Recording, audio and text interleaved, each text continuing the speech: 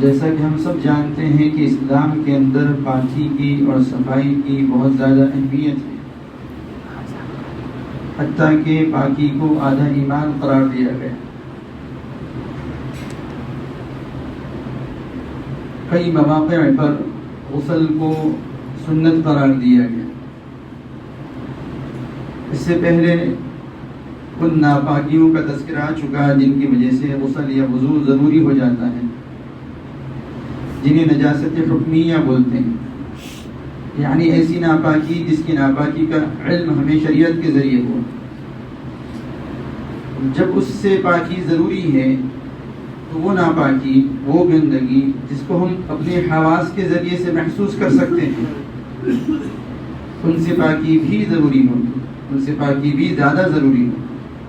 جب ایسی ناپاکی جس کے ناپاک ہونے کا علم ہمیں صرف شریعت کے ذریعے ہوا، شریعت کے آمد سے پہلے انسانوں کو ان کی ناپاکی کا علم نہیں تھا، تو اس سے پاکی ضروری ہے، تو وہ ناپاکی، وہ گندگی، وہ نجاست جس کو ہم اپنے حواس کے ذریعے سے، اپنے سینس کے ذریعے سے محسوس کر سکتے ہیں، ان سے پاکی زیادہ ضروری ہوگی۔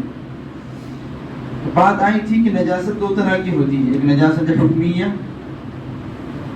جس کے بارے میں تفصیل سے گفتگو آ چکی ہے، دوسرے نجاست حقیقیہ، حقیقی ناپاکی۔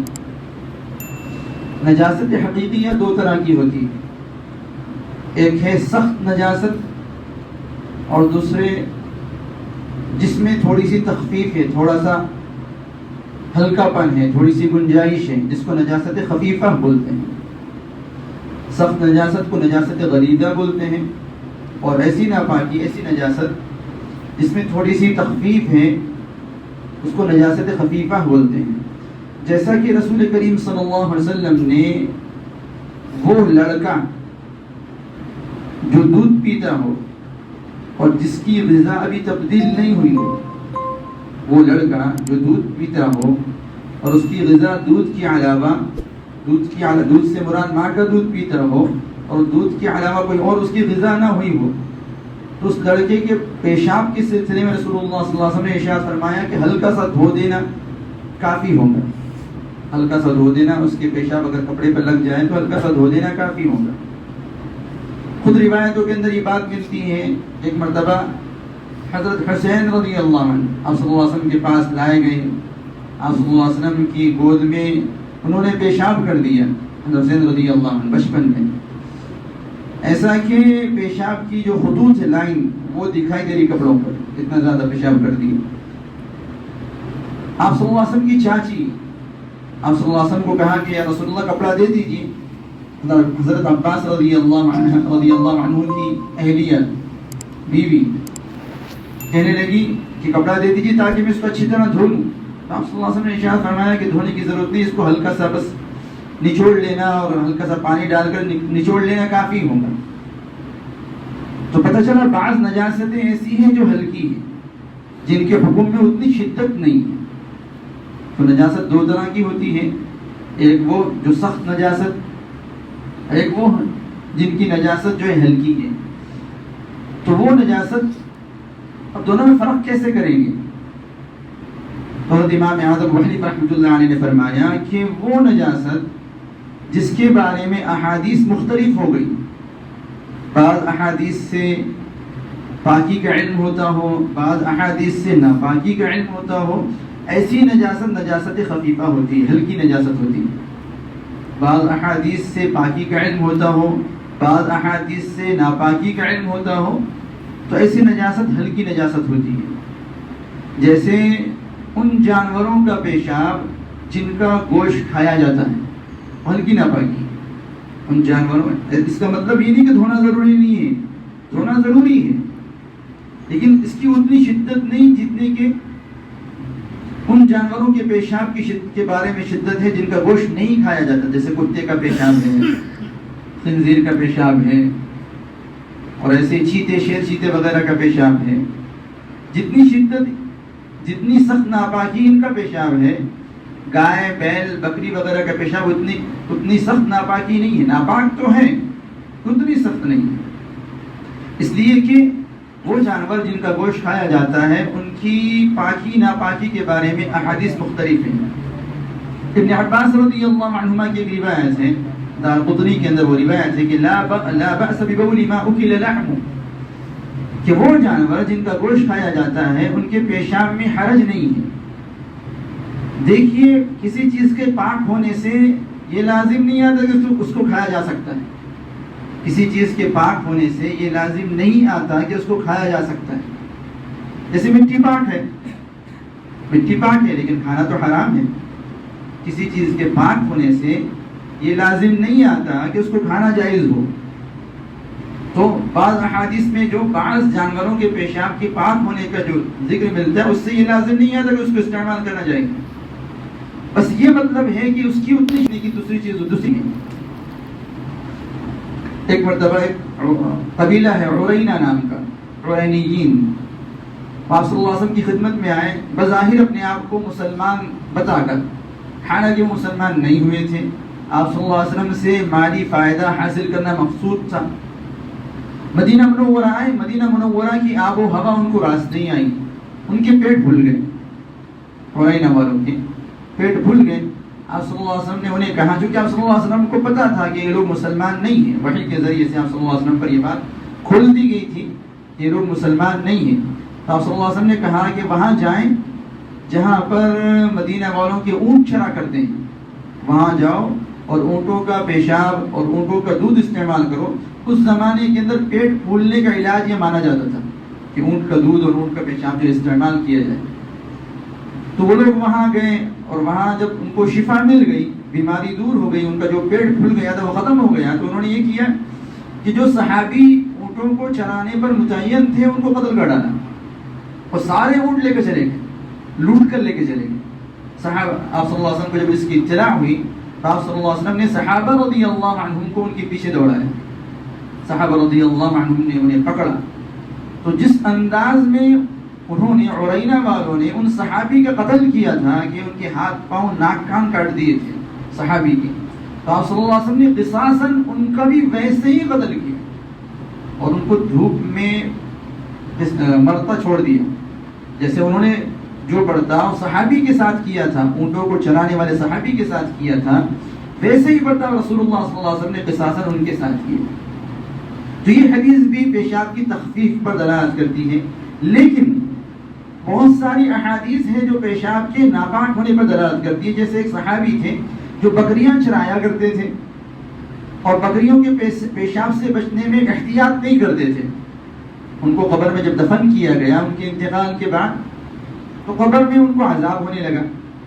آپ صلی اللہ علیہ وسلم نے ان کی زوجہ مطہرہ سے اس کے بارے میں تحقیق کی تو پتہ چلا کہ وہ پیشاب سے احتیاط نہیں کرتے، یعنی بکریوں کے پیشاب سے اتنا زیادہ بچتے نہیں تھے. آپ صلی اللہ علیہ وسلم نے ارشاد فرمایا تنزہوا من البول، پیشاب سے بچا کرو، فإن عامۃ عذاب القبر منہ، اس لیے کہ عام طور پر عذاب قبر اس سے ہوتا ہے، پیشاب سے نہ بچنے کی وجہ سے ہوتا ہے.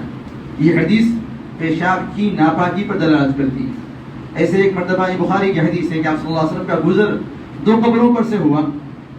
آپ صلی اللہ علیہ وسلم نے ارشاد فرمایا کہ ان دونوں قبر والوں کو عذاب ہو رہا ہے، اور کسی ایسی چیز کے بارے میں، کسی بہت بڑی چیز کے بارے میں کہ جس سے بچنا مشکل ہو، بڑے گناہ کے سلسلے میں عذاب نہیں ہو رہا، بلکہ ایسے گناہ کے بارے میں جن سے بچنا آسان ہے ان کے بارے میں عذاب ہو رہا. ایک قبر والے کو عذاب ہو رہا تھا چغل خوری کرنے کی وجہ سے، ادھر سے ادھر ایک کی بات دوسرے تک پہنچانا، ایک کی چغلی دوسرے کے پاس کرنا، اور دوسرے کو عذاب ہو رہا تھا پیشاب سے نہ بچنے کی وجہ سے. یہ بخاری کی روایت ہے. اس سے بھی پیشاب کی ناپاکی کا علم ہوتا ہے. تو وہ جانور جن کا گوشت کھایا جاتا ہے ان کے پیشاب کے بارے میں احادیث مختلف ہو گئی. اس وجہ سے علماء کہتے ہیں کہ ان کا پیشاب ناپاک تو ہے لیکن ہلکی ناپاکی ہے. ایسے ہی دودھ پیتا بچہ جس کی غذا بھی تبدیل نہ ہوئی ہو اس کا پیشاب بھی ہلکی ناپاکی ہے. اب ان کے علاوہ جو جانور ہیں ان سب کے پیشاب، جیسے انسان ہے، انسان کا پیشاب بھی ناپاک ہے اور سخت ناپاکی ہے. اور جن جانوروں کو گوشت نہیں کھایا جاتا ان کا پیشاب بھی سخت ناپاکی ہے. فضلہ یعنی پیخانہ یہ تو سب کا ناپاک ہے اور سخت ناپاک ہے. ایسے ہی وہ پرندے جن کا گوشت نہیں کھایا جاتا ان کی پیٹھ وہ نجاست خفیفہ ہے، ہلکی ناپاکی ہے. وہ پرندوں کی پیٹھ جن کا گوشت نہیں کھایا جاتا نجاست خفیفہ ہے، ہلکی ناپاکی ہے. لیکن وہ پرندے جن کا گوشت کھایا جاتا ہے ان کی پیٹھ پاک ہے، جیسے کبوتر، چڑیاں، ان کا گوشت کھایا جا سکتا، شرعاً ان کا گوشت کھانا حلال ہے، ان کی پیٹھ پاک ہے. کبوتر حرم کے اندر بہت زیادہ ہوتے ہیں، حرمین کے اندر، حرم کے اندر ہی نہیں، حرمین کے اندر، مسجد حرام میں بھی اور مسجد نبوی کے اندر کبوتر بہت زیادہ ہیں. اگر کسی کے کپڑے پر کسی چڑیا نے پیٹ کر دی تو دھونے کی ضرورت نہیں، البتہ صفائی کا تقاضا ہے کہ دھویا جائے، لیکن اس کی پیٹ کی وجہ سے کپڑا ناپاک نہیں ہوگا. چڑیا کی پیٹ کی وجہ سے یا اسی طریقے سے کبوتر کی پیٹ کی وجہ سے یا وہ پرندے جن کا گوشت کھایا جاتا ہے ان کی پیٹ کی وجہ سے کپڑا ناپاک نہیں ہوگا. نجاست شدیدہ یا نجاست مغلظہ، بہتا خون بھی نجاست غلیظہ میں سے، مغلظہ میں سے، سخت ناپاکی میں سے. قرآن میں اللہ تبارک و تعالیٰ نے اس کی ناپاکی کو بیان فرمایا. قرآن کریم کے اندر اللہ تبارک و تعالیٰ نے خون کی، بہتے خون کی ناپاکی کو بیان فرمایا. اور جو خون بہتا نہ ہو وہ ناپاک نہیں ہے. جو خون بہتا نہ ہو، جیسے کہ جی وہ بھی اصل کے اعتبار سے خون ہی ہوتی، جم جاتا ہے، ایسے ہی ہمارا خون اگر اس کے اندر سے بہنے کی صلاحیت ختم ہو گئی، اگر خون صرف نمودار ہوا، جیسے خراش لگنے کی وجہ سے ہوتا ہے نا، خراش لگ جاتی ہے تو خون صرف نمودار ہوتا ہے، بہتا نہیں، تو وہ خون، اس خراش کا خون اگر کپڑے پر یا آستین پر کہیں لگ جائے تو وہ آستین ناپاک نہیں ہوگی. جو خون بہتا نہ ہو وہ ناپاک نہیں ہے، جو خون بہنے والا ہو وہ ناپاک ہے. اسی سے حکم سمجھ میں آتا ہے کہ اگر کسی انسان نے کسی جانور کو، یعنی کھائے جانے والے جانور، بکری کو ذبح کیا، جو خون بہہ گیا، جو خون گوشت پر لگا ہوا ہے وہ خون ناپاک نہیں ہے. جیسے عربوں کی آج بھی مرغوب غذا یہ ہوتی ہے کہ ذبح کرتے ہیں، کھال چھلتے ہیں، گندگی نکالتے ہیں، ویسے ہی آنکھ پہ بھون لیتے ہیں، اس کو دھونے کا اہتمام نہیں ہوتا. اس کے ذریعے سے جیسے وہ جو لوگ استعمال کرتے ہیں وہ بتاتے ہیں کہ اس کے ذریعے سے گوشت کے اندر وہ لذت پیدا ہوتی ہے. تو جو خون گوشت پر لگا ہوا ہے وہ خون ناپاک نہیں ہے. اگر وہ کپڑے پر لگ جائے تو کپڑا بھی ناپاک نہیں ہوگا. ہاں، جو خون بہنے والا ہے وہ نجاست غلیظہ ہے، سخت ناپاک ہے. ایسے ہی انسان کی منی وہ سخت ناپاکی ہے، شدید ناپاکی ہے. ہاں، اس میں تھوڑی سی تخفیف اس طریقے سے ہے، جیسا کہ احادیث سے معلوم ہوتا ہے کہ اگر منی کپڑے پر لگ کر سوکھ جائے اور اس طریقے سے سوکھ جائے کہ اس کا جسم بن جائے تو بھرج دینے سے کپڑا پاک ہو جائے گا. اگر گیلی ہو تو دھونا ضروری ہے، اگر گیلی نہ ہو، سوکھ جائے اور اس طریقے سے سوکھ جائے کہ اس کا جسم، اس کی پرت بن جائے تو بھرج دینے سے کپڑا پاک ہو جائے گا. سوکھ جانے کے بعد، پرت بن جانے کے بعد دھونا ضروری نہیں ہوگا، جیسا کہ حضرت عائشہ رضی اللہ عنہا کی حدیث سے ثابت ہے. ہاں، اگر گیلی ہے تو پھر دھونا ضروری ہے. آپ صلی اللہ علیہ وسلم سے کبھی بھی یہ ثابت نہیں ہے کہ اس کو لگے ہوئے ہونے کی حالت میں آپ صلی اللہ علیہ وسلم نے نماز پڑھائی ہو. ہاں، یہ ثابت ہے، ایک مرتبہ نماز کے لیے نکلے، کپڑے پر اس کا اثر دیکھا تو اس کو دھلوایا، اور دھونے کا نشان کپڑے پر موجود تھا، اسی گیلے کپڑے کے ساتھ نماز پڑھائی. اسی طرح کی کیفیت حضرت عمر رضی اللہ عنہ کے ساتھ بھی پیش آئی. کہ غزوے کے موقع پر جو ہے ان کو احتلام ہو گیا اور کپڑا جو ہے ناپاک ہو گیا، تو انہوں نے کپڑا دھویا اور گیلے کپڑے کے اندر نماز پڑھائی. حضرت عمر بن عاص رضی اللہ عنہ نے درخواست کی کہ امیر المؤمنین، آپ کہیں تو آپ کا کپڑا تبدیل کر دیں، کوئی نیا کپڑا دے دیں آپ کو، کوئی دوسرا کپڑا پہن کے آپ نماز پڑھا رہے ہیں، یہ گیلا کپڑا پہن کر آپ نماز پڑھا رہے ہیں. حضرت عمر رضی اللہ عنہ نے ارشاد فرمایا، اگر مجھے کوئی دوسرا کپڑا میسر ہو سکتا، ہر ایک ضروری نہیں ہے کہ ہر ایک کو دوسرا کپڑا مل جائے. اگر میں ناپاکی لگنے کی وجہ سے کپڑا چھوڑ دوں اور دوسرا کپڑا استعمال کروں تو لوگ اس کو سنت سمجھیں گے، لوگ یہ سمجھیں گے کہ دھونے کے بعد بھی کپڑا استعمال نہیں کیا جا سکتا اور کپڑا بدلنا ضروری ہوگا، تاکہ لوگ اس کو سنت نہ سمجھیں. اس لیے میں اس ناپاک کپڑے کو دھو کر، چاہے وہ گیلا، اس کے اندر نماز پڑھاؤں گا. حضرت عمر رضی اللہ عنہ سے ثابت ہے. تو چونکہ کسی بھی ایک حدیث کے اندر ایسی حدیث نہیں ہے جس میں آپ صلی اللہ علیہ وسلم نے اس کے ساتھ جو ہے نماز پڑھائی ہو، یہ اس بات کی دلیل ہے کہ وہ ناپاک ہے. سب سے بڑی دلیل اس بات کی یہ ہے کہ وہ ناپاک ہے. ہاں گیلی ہوں گی تو دھونا ضروری ہوگا، اور اگر گیلی نہ ہو، سوکھ جائے، پرت بن جائے تو کھرچ دینا کافی ہوگا۔ اب نجاست غلیظہ اور نجاست خفیفہ میں فرق جو ہے حکم کے اعتبار سے، یعنی معافی کے اعتبار سے۔ دیکھیے اسلام اگرچہ نظافت اور صفائی ستھرائی کا دین ہے، لیکن اسلام کے اندر مشقت معاف ہے، حرج معاف ہے۔ اس کی ہلکی پھلکی ناپاکی جس سے بچنا دشوار ہو، مثال کے طور پر انسان پیشاب کر رہا، سخت جگہ پیشاب کر رہا، جس کی وجہ سے پیشاب کی چھینٹیں سوئی کے ناکے جیسے باریک باریک چھینٹیں اڑ کر جو کپڑے پر لگ جائیں، محسوس بھی نہیں ہو رہا کہ کدھر لگے، اتنی ناپاکی، تھوڑی ناپاکی معاف ہے، اتنی تھوڑی سی ناپاکی معاف ہے۔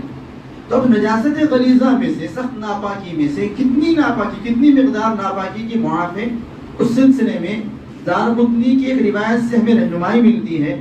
ابن عباس رضی اللہ عنہما راوی ہیں، وہ فرماتے ہیں رسول اللہ صلی اللہ علیہ وسلم کا ارشاد ہے کہ تعاد الصلاة من قدر الدرہم من الدم، کہ نماز دہرائی جائیں گی ایک درہم کے بقدر خون کے ذریعے سے، نماز دہرائی جائیں گی ایک درہم کے بقدر خون کے ذریعے سے۔ تو پتہ چلا ایک درہم کی مقدار ایسی ہے کہ اگر ناپاکی اس سے زیادہ ہو تو نماز درست نہیں ہوگی۔ ہاں اگر اس سے کم ناپاکی ہو اور انسان انجانے میں اس ناپاکی کے ساتھ نماز پڑھ لے، جیسے گندگی لگ گئی تھی کپڑے پر، پتہ نہیں چلا تو نماز پڑھ لی، تو دیکھا جائے گا کہ گندگی کتنی مقدار کے اندر لگی۔ اگر ایک درہم سے زیادہ گندگی لگی ہوئی ہو تو نماز دہرائی جائے گی، جیسا کہ آپ صلی اللہ علیہ وسلم کا ارشاد ہے کہ تعاد الصلاۃ، نماز دہرائی جائے گی من قدر الدرہم من الدم، ایک درہم خون کے بقدر مقدار سے۔ تو اگر ناپاکی ایک درہم سے زیادہ ہو اور پتہ چلے کہ اسی حالت کے اندر نماز پڑھ لی تو ایسی نماز دہرائی جائے گی۔ لیکن اگر ناپاکی ایک درہم سے کم ہو اور پتہ چلا کہ جو ہے اس حالت کے اندر ناپاکی لگی ہوئی ہونے کی حالت کے اندر نماز پڑھ لی تو صورت میں نماز دہرانا ضروری نہیں ہوگا۔ یہ تو ہے نجاست غلیظہ یا نجاست شدیدہ یا سخت ناپاکی کا حکم، کہ سخت ناپاکی ایک درہم کے بقدر معاف ہے، اس سے زیادہ معاف نہیں ہے۔ اور جو ہلکی ناپاکی ہے، جیسے ان جانوروں کا پیشاب جن کا گوشت کھایا جاتا ہے، تو وہ جس عضو پر وہ لگ رہی ہے ایک چوتھائی کی مقدار معاف ہے، اس سے زیادہ معاف نہیں ہے۔ ایک چوتھائی کی مقدار جیسے آستین پر لگی ہے تو آستین کی ایک چوتھائی کی مقدار ناپاکی، ہلکی ناپاکی معاف ہوگی، اس سے زیادہ اگر لگی ہو تو معاف نہیں ہوگی۔ یعنی اگر اس حالت کے اندر نماز پڑھ لی تو نماز دہرانا ضروری ہوگا، ایک چوتھائی سے کم لگی ہوئی ہونے کی حالت میں نماز پڑھ لی تو نماز دہرانا ضروری نہیں ہوگا۔ یہ اس صورت میں ہے جبکہ انجانے میں نماز پڑھے، پتہ نہ ہو کہ لگی ہوئی ہو، نماز پڑھ لی۔ لیکن اگر پتہ ہے کہ میرے کپڑوں پر گوبر لگا ہوا ہے، پھر بھی میں اگر اس حالت میں نماز پڑھوں تو اس حالت میں نماز پڑھنا مکروہ ہوگا۔ اگر مجھے پتہ ہے کہ میرے کپڑوں پر ناپاکی لگی ہے، چاہے وہ ناپاکی تھوڑی سی لگی ہوئی ہو، اور میں جانتے بوجھتے اسی حالت کے اندر نماز پڑھ لوں تو ایسی نماز مکروہ ہوگی۔ ہاں اگر پتہ ہی نہیں چلا تو نماز کے بعد پتہ چلا تو دیکھا جائے گا کہ کتنی مقدار لگی ہوئی ہے۔ اگر ایک درہم سے بقدر سخت ناپاکی لگی ہوئی ہے، ایک درہم سے کم سخت ناپاکی لگی ہوئی تو نماز دہرانا ضروری نہیں، ایک درہم سے زیادہ لگی ہوئی ہے تو دہرانا ضروری، اور ہلکی ناپاکی ایک چوتھائی کے بقدر لگی ہے یا اس سے کم لگی ہے تو دہرانا ضروری نہیں، اس سے زیادہ لگی ہوئی ہے تو دہرانا ضروری۔